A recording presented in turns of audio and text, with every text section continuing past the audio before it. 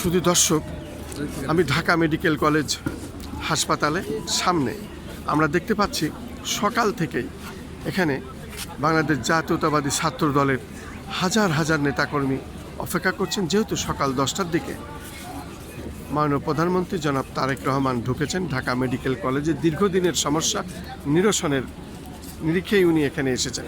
আমি এখন ছাত্র দল নেতাদের সঙ্গে কথা বলবো। আপনার নাম পরিচয় একটু বলুন, আপনারা কি চাচ্ছেন আজকের এই বিষয়টা দিয়ে? এইচ.এম. আবু জাফর, সহসভাপতি, বাংলাদেশ জাতীয়তাবাদী ছাত্রদল কেন্দ্রীয় সংসদ। আজকে বাংলাদেশের মাননীয় প্রধানমন্ত্রী জনাব তারেক রহমান ঢাকা মেডিকেল কলেজ, যেটি ঐতিহ্যবাহী একটি প্রতিষ্ঠান, সেই কলেজের 81তম প্রতিষ্ঠাবার্ষিকী উপলক্ষে ঢাকা মেডিকেল ডে, এই উপলক্ষে আজকে এই ঢাকা মেডিকেলে আসছেন। সেজন্য বাংলাদেশ জাতীয়তাবাদী ছাত্রদলের নেতাকর্মীরা তাকে শুভেচ্ছা জানানোর জন্য বিভিন্ন শিক্ষা প্রতিষ্ঠান থেকে আমরা এসেছি। সাধারণ শিক্ষার্থীরা এসেছেন মাননীয় প্রধানমন্ত্রীকে স্বাগত জানানোর জন্য। মাননীয় প্রধানমন্ত্রী জনাব তারেক রহমান বাংলাদেশের প্রধানমন্ত্রী হওয়ার পর থেকেই বাংলাদেশে একটি ইতিবাচক পরিবর্তনের রাজনীতি শুরু করেছেন। আজকে আপনি দেখবেন যে তিনি কিন্তু নিজের গাড়ি নিজে চালিয়ে এই ঢাকা মেডিকেল কলেজে আসছেন এবং শিক্ষার্থীদের সাথে তিনি সেলফি তুলেছেন।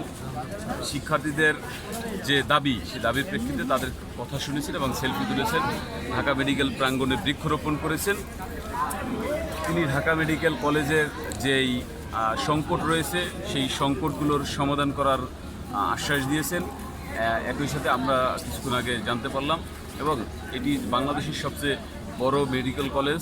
এখানে সারা বাংলাদেশ থেকে রোগীরা আসে, যাতে রোগীরা যথাযথ সেবা পায় সেজন্য তিনি ডাক্তারদেরকে নির্দেশনা প্রদান করেছেন এবং এই হাসপাতালের উন্নয়ন এবং রোগী ব্যবস্থাপনার জন্য যা যা করণীয় একজন প্রধানমন্ত্রী হিসেবে সব করবেন বলে তিনি আশ্বস্ত করেছেন। এবং তিনি বলেছেন যে তিনি কিন্তু সপ্তাহে 7 দিনই দায়িত্ব পালন করেন, কোনো সময় তিনি বিশ্রাম নেন না, পুরো সময়টি দেশের মানুষের জন্য তিনি কাজ করে যাচ্ছেন।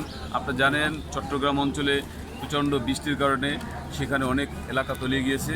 বন্যা দুর্গত এলাকায় প্রশাসন এবং বাংলাদেশ জাতীয়তাবাদী দলের নেতাকর্মীদেরকে বন্যা দুর্গত এলাকার মানুষের পাশে থাকার তিনি নির্দেশনা দিয়েছেন।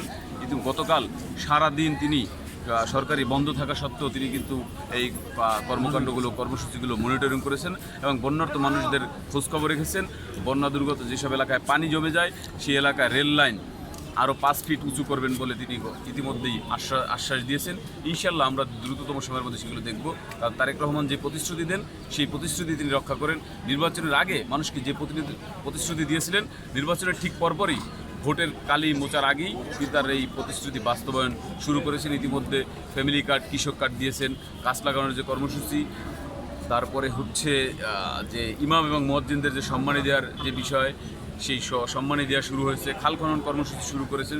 সর্বোপরি বাংলাদেশকে একটি নতুন বাংলাদেশ হিসেবে বিনির্মাণ করার জন্য একটি সাম্য, মানবিক মর্যাদা এবং সামাজিক ন্যায় বিচারের বাংলাদেশ, যেই বাংলাদেশ 1971 সালের মহান মুক্তিযুদ্ধের শহীদদের প্রত্যাশিত ছিল, জুলাই আগস্টের গণঅভ্যুত্থানের শহীদদের প্রত্যাশিত ছিল, তেমন বাংলাদেশ বিনির্মাণের লক্ষ্যেই জনাব তারেক রহমান এগিয়ে যাচ্ছে এবং বাংলাদেশ জাতীয়তাবাদী ছাত্রদল তারেক রহমানের সাথে রয়েছে।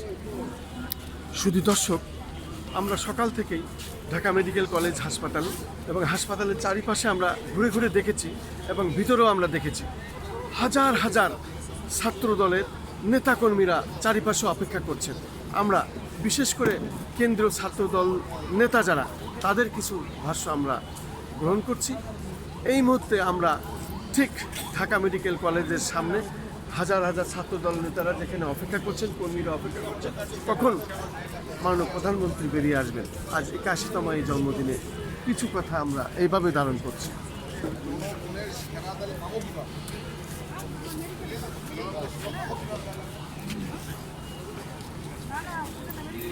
আমরা দেখলাম কিছু মানবিক কাজ, যেহেতু এখানে ঢোকা প্রশাসন সব কিছু বন্ধ, তারপরেও ছাত্র দলের নেতারা এখানে থেকে অ্যাম্বুলেন্স, যে রুগীগুলো বিশেষভাবে তারা অসুস্থ, সেই অ্যাম্বুলেন্সগুলো আমরা দেখলাম আমাদের সামনেই প্রশাসনকে বলে উনি পার করে দিলেন। এটা একটি মানবিক দিক।